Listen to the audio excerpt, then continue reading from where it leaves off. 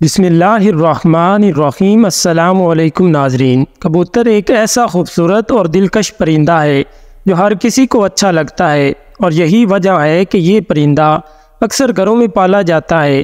گھروں کے علاوہ اکثر مزاروں پر بھی یہ پرندہ موجود ہوتا ہے۔ کہتے ہیں کہ کبوتر وہ جانور ہے جس کے لیے حضرت نوح علیہ السلام نے امن و سلامتی کی دعا فرمائی تھی، اور یہی وجہ ہے کہ کبوتر انسانی آبادی سے مانوس ہے اور کوے کو خوف کی بد دعا دی جاتی ہے۔ یہی وجہ ہے کہ کوا انسانی آبادی سے ہراساں رہتا ہے۔ ناظرین، اسی وجہ سے لوگ آج تک اسے منحوس سمجھتے ہیں۔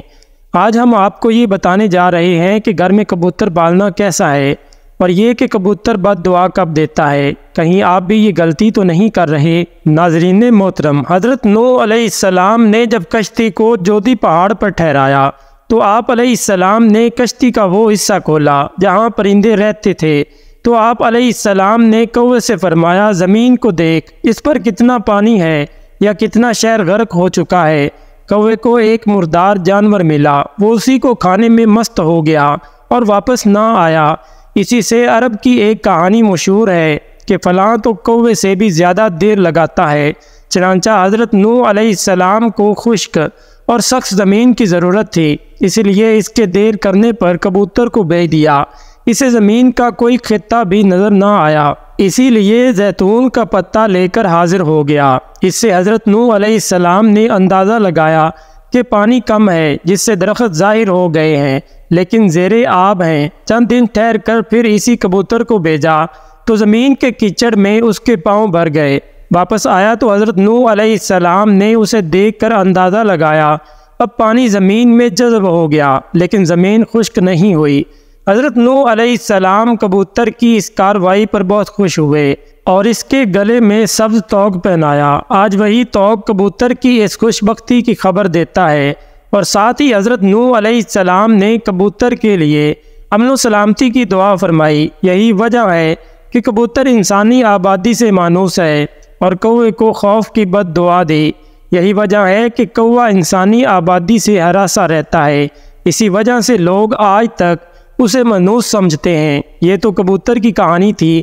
ایک ایسے کبوتر نے حضرت نوح علیہ السلام کی بات مانی اور ان کے لیے خبر لانے کا کام کیا۔ فقہا کے نزدیک گھروں میں شوقیہ پرندے رکھنا اور پالنا جائز ہے، بشرطے یہ کہ ان کی غذا اور سردی، گرمی اور بارش سے حفاظت کا انتظام کیا جائے۔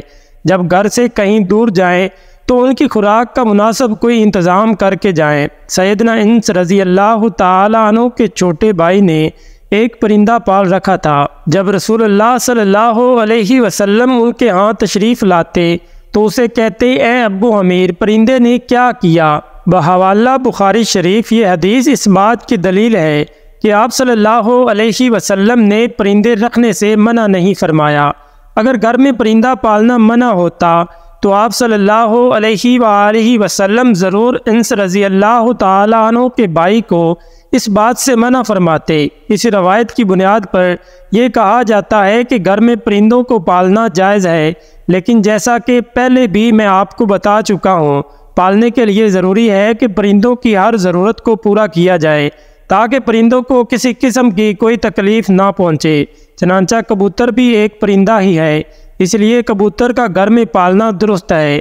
یاد رہے کہ پرندوں کو ستانے کے بارے میں ممانعت ہے، جیسا کہ ابو داؤد شریف میں حضرت عبداللہ بن مسعود رضی اللہ تعالیٰ عنہ کی روایت کردہ ایک حدیث میں کبوتر کا ذکر ہے، جس میں کبوتر اللہ کے رسول صلی اللہ علیہ وآلہ وسلم کے سر مبارک پر منڈلا رہا تھا اور اپنی زبان میں شکایت کر رہا تھا کہ کسی نے اس کے گھونسلے سے انڈے اٹھا لیے ہیں۔ حضور صلی اللہ علیہ وآلہ وسلم نے صحابہ میں اعلان کیا اور ایک صحابی رضی اللہ تعالیٰ عنہ نے انڈے اٹھانا قبول کیا تو انہیں حکم دیا گیا کہ وہ گھونسلے میں انڈے واپس رکھ دیں۔ تو اس روایت سے معلوم ہوا کہ پرندوں کو ستانا جائز نہیں ہے، اور پرندوں کو ستانے سے اسی لیے روکا گیا ہے کہ پرندوں کی بد دعا لگنے کا احتمال ہوتا ہے، چونکہ کبوتر بھی ان پرندوں میں شامل ہے جو کہ انبیاء علیہ السلام کا پسندیدہ رہا ہے۔ اسی لیے کبوتر کو ستایا جائے گا تو کبوتر بھی بد دعا دے سکتا ہے، لہٰذا کبوتر کو ستانے سے اجتناب کرنا چاہیے۔ کبوتر کے حوالے سے آپ کو بتاتے ہیں کہ اسلامی تعلیمات اس کے بارے میں کیا کہتی ہیں۔ حدیث میں ہے کہ گھریلو کبوتر خدا کو بہت یاد کرتے ہیں، اہل بیت کو دوست رکھتے ہیں اور صاحب خانہ کو دعا دیتے ہیں کہ اللہ تمہیں برکت دے۔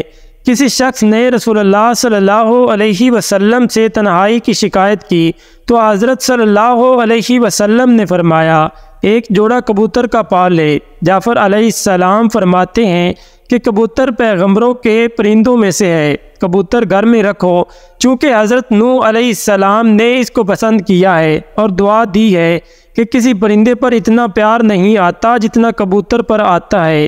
آپ نے فرمایا جس گھر میں کبوتر ہو اس گھر کے رہنے والے جنوں کی آفتوں سے محفوظ رہیں گے، کیونکہ جنوں کے بچے گھروں میں کھیلتے پھرتے ہیں۔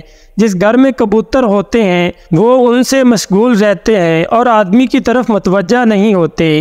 اسی طرح ایک اور روایت میں آتا ہے کہ کبوتر کا جو پر جڑتا ہے وہ شیاطین کی نفرت اور بھاگنے کا سبب ہوتا ہے۔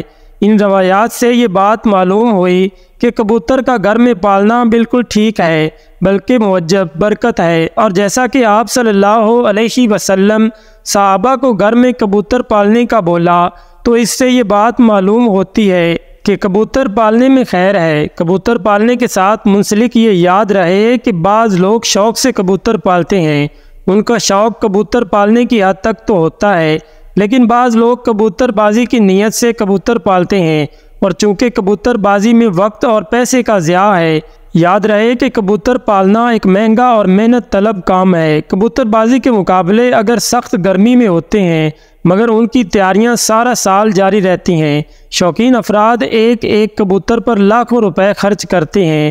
اعلیٰ نسل کے ان کبوتروں کو خاص طریقے سے تربیت دی جاتی ہے اور یہ مقابلے صوبائی اور قومی سطح پر ہوتے ہیں۔ شوقین افراد آبادی میں جگہ جگہ پنجرے اپنے وقت کا کافی حصہ ان پالتو پرندوں پر صرف کرتے ہیں۔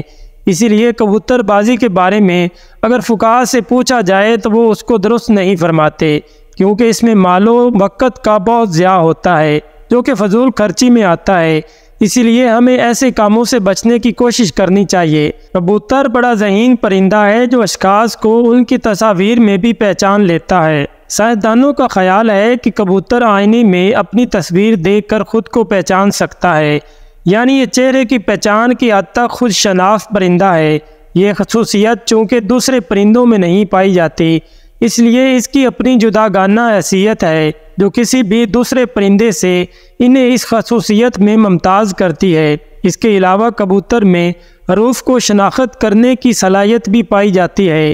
ایک تجربے کے ذریعے سائنسدانوں نے یہ ثابت کیا ہے کہ کبوتر پورے انگریزی حروف تہجی کو شناخت کرتا ہے جو ان کے ذہنی صلاحیت کی آئینہ دار ہوتی ہے۔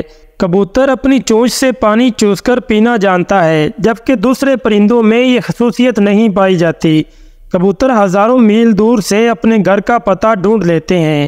یہ کیسے ممکن ہے؟ اس کے متعلق کئی نظریات پیش کیے گئے ہیں، جن میں ایک نظریہ مقناطیسی حیثیت کا نظریہ ہے۔ اس کی وجہ یہ ہے کہ یہ جاندار سورج کو رہنما بنا کر مشرق و مغرب کی سمتوں کا تعین کرتا ہے۔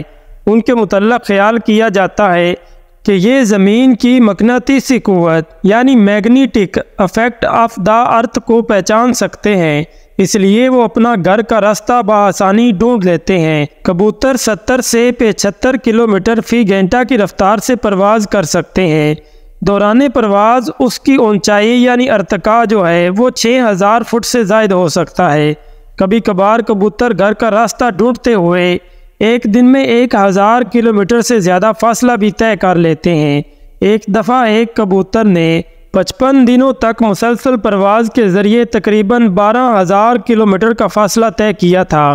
اس کے علاوہ آپ کو ایک اور حیران کر دینے والی بات بھی بتاتے ہیں۔